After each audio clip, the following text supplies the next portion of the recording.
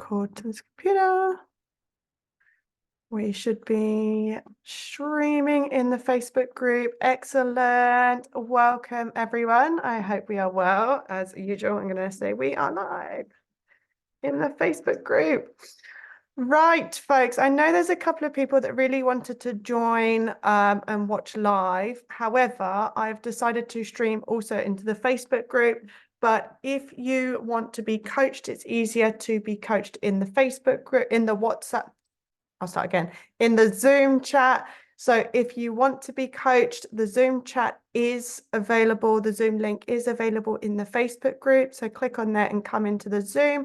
I can't coach on Facebook. So if you want to be coached for free, come and join us in the Zoom chat, in the Zoom room, and there is a link on the Facebook group. So today I am talking about cutting nighttime cravings and binges. And why is that?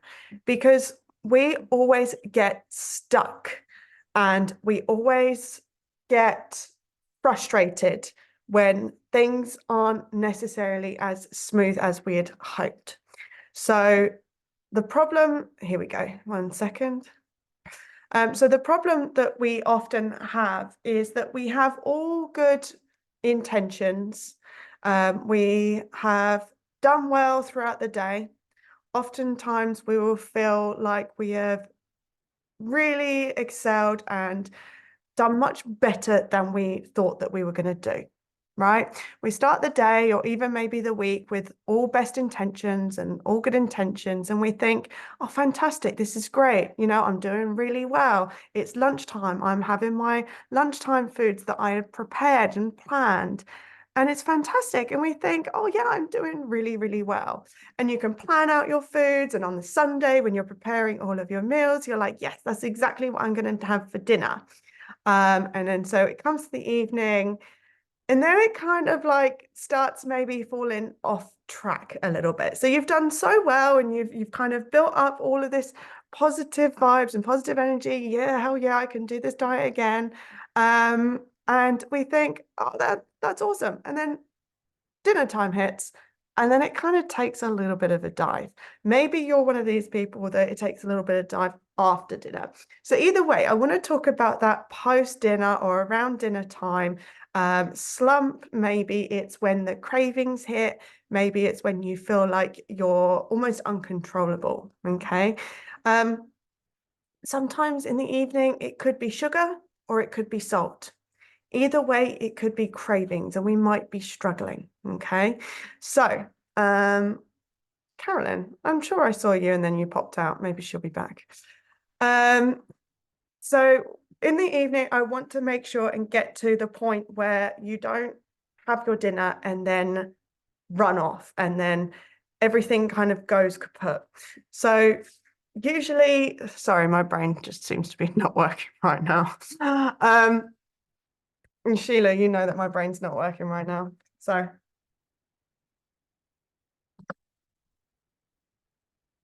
what happens is we have all these good intentions and then the evening hits. So we live such a fast-paced life, right? Our days are full. Our days are filled with activities. Our days are filled with stress. And we are sprinting out the gate from the moment the alarm clock goes off. What happens is our alarm goes off. We are stressing. We are feeling like we can't keep up. Work, we're getting hit by traffic before we even get to work. We get to work, maybe our boss yells at us, we're running late. Maybe we wake up and we check our phone and it's instant stress. We're going, and it's constantly on the go all day. Maybe you're getting your kids out the door. Maybe you're having to get up super early. Make sure the kids are getting ready. Make sure they're getting ready on time. Make sure they leave on time. Make sure you take them to school. From the moment we get up, we just have this go, go, go. And we feel like we're smashing it. We feel like we're acing it. And, you know, we're focused. We're having our breakfast. We're maybe even avoiding snacks. And then we're having our lunch. Maybe we've even forgot about lunch or we have a late lunch. And it's just been a little bit crazy. And then By the time the kids get home, we're like, okay, let's just start chilling. I can start unwinding now. The day is starting to unwind. Maybe that's when you get home from work. And suddenly, all of this fast forward, this fast paced lifestyle kind of comes to a bit of a stop. Your foot is taken off the gas. Now, suddenly, we're starting to slow down, we're starting to chill, we're starting to catch up. And we think, oh, it's been a busy day. And either subconsciously or well, unconsciously or consciously, we get to this point and we're like, it's been such a long day. I deserve a treat. I need to unwind. I just want to release all of my responsibilities. And in the evening, whether it's before dinner or after dinner, we hit this point where we start craving foods. Now, this can happen once or twice, and all it needs is once or twice to happen in order for the brain to connect the feeling of unwinding and de-stressing and releasing all responsibilities to food. And I've mentioned this before. Maybe one day you have created this connection of anger and frustration with some chocolate, or maybe it's heartbreak and disappointment with crisps. So whatever it is, whether it's sweet or savory, if you are finding that you're working well throughout the day and crashing in the evening, regardless of whether it's sweet or savory, it doesn't matter. This is all going to kind of make sense. So by the time the evening happens, you've already done it once or twice in the past. So you have sat down and maybe snacked in the evening after dinner, even though you're full, or before you cook dinner, or while you're cooking dinner. And now we've created that sense of calm down, finally, like the first time of the day where I can be me, where I can enjoy my day, right? Because most of us, we're not necessarily loving being at work. Maybe you like your job, and if you do, that's fantastic. Maybe some of us, we just have a lot of responsibility throughout the day. Maybe we're caring for someone, whether it's our family, whether it is someone else. Maybe you're busy with your job. So as soon as you come home and in the evening times, you are releasing all of that responsibility. You are releasing all of that stress. And that stress suddenly just kind of, the foot comes off the gas and you're left to be by yourself. You're left to be free. Now, you might need to cook some food, but you're at home, you're in your own environment. So we've created that one time or we've had that one time where we come home from work, we're like, this is me. You've had some food and we've created that connection. Now, even if you swear by the fact that you are addicted to sugar or addicted to salt, if you are finding that you are working all throughout the day absolutely fine, and it's only in the evening times when you are struggling and that you sit down and then you binge or then you crave these foods, then I guarantee you it's not because you're addicted to those foods, but it's because you're addicted to the lifestyle or the habit. The habit is now ingrained. Okay, so we run crazy days, we're constantly stressed, we're constantly bombarded with responsibilities, we're carrying a lot on our shoulders all day. The evening time comes, you're finally able to let your hair down. It's the first time that you get to spend with your family or your loved ones or by yourself or unwind, de-stress, take a fucking breath, just smile and breathe. And it's the first time that you get to do what you want to do, right? Whether you've got some responsibilities, whether you've got to cook or not. And even sometimes I find that, especially if kids come home and they and you still have to take responsibility for them, I usually find that in sorry, my friend just texted me and she said that she's going to be here in 10-15 minutes to pick up her fucking charger, which she left 5 minutes ago, which is a pain in the ass. So even once people send their kids to bed, they then feel that release and that pressure release and the lack of responsibility, right? And I see it with one of my clients. That is the moment that the kids go to bed that she then has these cravings. So it might be throughout different stages of the night, but either way, the same thing is happening with you on this occasion, right? Or even every occasion, every night. So once you release the responsibility or you get home, that's when we feel crazy cravings, like we can't be stopped. And it could be the same food, it could be different foods, or it could just be any food, right? Either way, if that's when you feel like you're constantly reaching for it, it is a habit, it has been ingrained, but because it's a habit, that means it can be reversed. That means you can change it. So one thing you've got to do is know that it can change. Another thing that you can do is decide that you're going to change it. You can sit here and watch this video and think, yeah, this is great. This is awesome. Thanks for the information. But if you don't do anything with it, or if you don't decide that you are going to change it, then nothing is going to change. You've got to make that connection and make that understanding that it needs to change.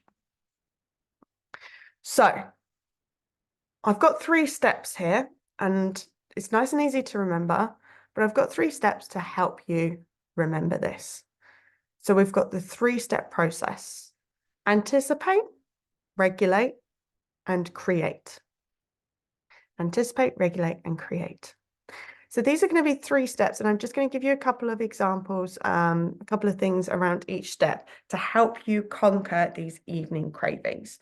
So think, you've been going throughout the day, you're releasing your responsibilities. Now in the evening times, you find yourself unnecessarily snacking, unnecessarily binging, whether it's savory or sweet. And now suddenly every single night you do the same. Anticipate, regulate, create. So anticipate. There is absolutely no point in fucking denying it, right? And I see this time and time again with my clients, and they're like, oh yeah, I'm just going to hope that tomorrow, or I'm just going to not do it tomorrow, or I'm just going to change and tomorrow I'm not going to do it. And this is pretty kind of, it's almost kind of toxic to yourself, because it's like just assuming that it's not going to happen when it has happened for maybe months, maybe weeks, maybe even years. And it's like, oh, overnight, I'm going to click my fingers and it's not going to change. You've got to anticipate that shit. You've got to understand that if it happens, then it happens. So be it. That's fine. There's no point denying it or hoping that it's not going to change. And also, when you anticipate it, it's much easier to tackle in the time rather than turning a blind eye going, no, no, no, tomorrow's going to be different. Next week's going to be different. Next year, when I start in 2024, it's going to be totally different. Well, no, it's not going to be totally different, especially if you don't anticipate that.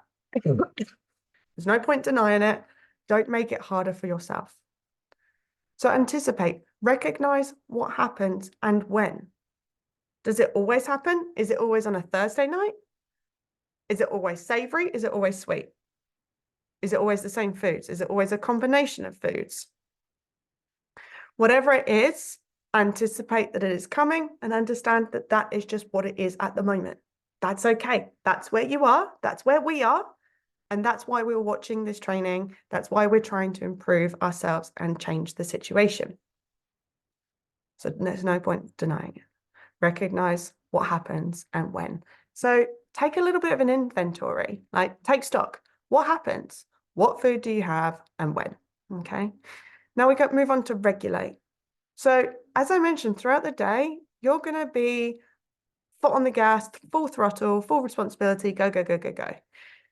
So check in with yourself throughout the day. Are there moments throughout the day that you can self-regulate?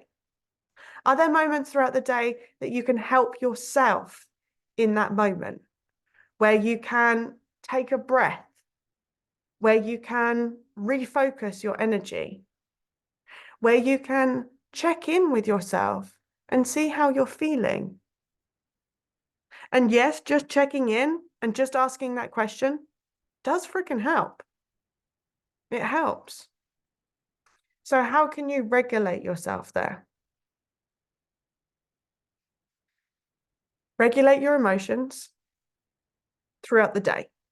Because if you don't tackle it throughout the day, if you don't put these little tiny things in place throughout the day, by the end of the day, you're going to get to the evening and say, fuck it.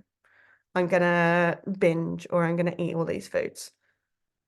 So just at little points throughout the day, regulate your emotions, check in with yourself. Figure out by sitting in the moment, okay? This is going to be one of the hardest things. And if you are a client watching this, and well, if you're a client and you're watching this and you have been with me for at least a few months, then you're probably going to be watching this hoping for a secret sauce or something that I haven't mentioned to you before. But this is something that we talk about all the time. And this is the hardest thing that I find my clients find that this is the hardest thing to do. It is sit in the moment that you are wanting to change. Don't let the behavior or habit kick in. Actively say no and see what fucking comes up. So what I mean by this is, say, for example, you sit down after dinner, you've washed up, you've put away, sit down, your partner comes down, or maybe it's just you, and you sit down and you go, oh, what's on TV? Or now it's time to relax. And then all of a sudden, your taste buds, your mouth starts going. You're like, oh, what can I eat? Have I got any chocolate? Have I got the kids' Nutella in the cupboard? Are there any chocolate pennies hanging off the Christmas tree? Right. And that's when your brain starts going wild. Now, instead of getting up and satisfying that craving and following through on the habit, you're going to not do it. Right. And you're probably thinking, well, yeah, that's fucking obvious. Of course, I'm not going to do it. I don't want to do the habit. That's why I'm here. But what you're going to do is intentionally sit there when the moment and desire comes up to not do it. And you're going to have a pen and paper and you're going to write down every single thing, an excuse and reason that your brain comes up with. It could come up with, oh yeah, but I didn't eat much dinner. It could come up with, oh, but I just need this. Oh, but I just need a treat. I could stand here and say 100 different things that your brain could come up with, but we need to figure out what excuses your brain is giving you. Is it telling you that it's a life or death scenario, right? I'm going to use this example in a different scenario just to show you how just this one thing actually changes any kind of habit. If you are dissatisfied with a habit that you do and you want to change it, don't do the habit and see what comes up. Every single time you will understand and realize what shade your brain is throwing at you and what crappy excuses it's giving you. And that's going to help you unpick the subconscious driving force, right? So another example is you finish your food or you stop at enough, and we all know what we mean. We stop at enough. If you don't know what I mean, send me a message and I'll run through exactly what I mean. And you've still got food on the plate and you carry on even though you're already full or you've had enough. This is another moment that you need to get out the pen and paper, and I literally mean paper and pen and paper. Get out paper and pen and write down everything that your brain is saying. And it'll probably say something like, I just want it. It just tastes nice, but I want more, right? That's fine. If it comes up with that, then it comes up with that. But what we do is we dramatize those words and the cravings and the idea and the thought and the habit. We dramatize it in our head. And suddenly it's like, oh my God, this craving is ruling me. I can't do anything. It's like, oh my God, the craving is walking my legs to the cupboard and it's opening the cupboard for me and I'm not doing anything. It's the cravings, right? But what the craving actually is just these stories and sentences and lies that your brain is coming up and telling you to do the habit. Do you know why? Because our brains are stuck in repeat, and it will always repeat the easiest way that it knows best to soothe ourselves. So you have been going all day, and now your brain is like, aha, once we sat down and we had ice cream and we felt better. What it doesn't have the capacity to do is understand that the food doesn't specifically make you feel better. It is the moment of relaxation and unwinding and kind of that moment of meditation that you have while you are eating. Someone once said something to me and it really stuck in my head. The only time a binge eater stops thinking about food is when they are eating. If you are one of these people that eats a lot in the evening time specifically, and probably for people who don't just specifically evening time eat, but if you're one of these people, then I guarantee you it is that moment that you are finally releasing all that stress, all that worry, all of that mental chatter, and you're probably not even thinking about the food itself. So I want you to interrupt the habit, understand what excuses and what shit your brain is throwing up at you, telling you, oh, yeah, but I need this. Oh, yeah, but there's starving people in the world. Oh, yeah. Oh, yeah. I bet those starving people in the world have thanked you for overeating right there. Right? Oh, yeah, but I don't want to let this go to waste. So it's going to go to waste on your stomach or on your legs. And now you're going to have to think about it and create extra shame and judgment and potentially work harder and longer for more weeks or more years to get rid of that one extra bite because you didn't want to put it in the bin, but instead in the bin, it will probably decompose and you'll forget about it. But if it goes in your mouth now, then it's going to make you feel like shit for another 3-4 weeks. I mean, to me, putting it in the bin seems much less of a waste. Much less of a waste. So, in the moment, you need to grab a pen and paper because you've anticipated it, right? You've anticipated it. So you know that it's going to come. So I'm going to put my pen and paper exactly where the culprit, like where the crime scene happens, right? The crime scene happens in my bed or on the sofa or at the kitchen table. Where does the crime scene happen, guys? Like, where's your crime scene? Put your pen and paper there where you know it happens. I don't want to be outlining any crisps or packets or leftover packets of stuff. I want this where your crime scene is. And anticipate.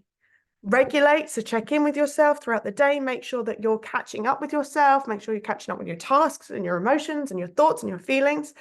And then set this ready for when the crime happens. Okay? When it does happen, we are going to nitpick our brain and figure out what crap it is throwing at us.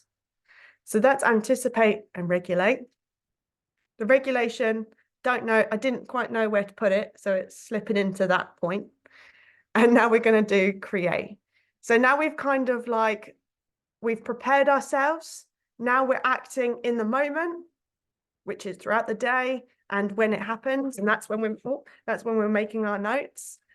And now create. So now we have understood what our brain is saying and why it's craving foods and why it's telling us to carry on and, oh, well, it just tastes good or it's better, it's good, it's fun, it's whatever. So we're anticipating, then we're regulating throughout the day, but now we're creating, right? We want to create time for what you need. We need to create better foundations. We need to create a better expectancy of what's going to come.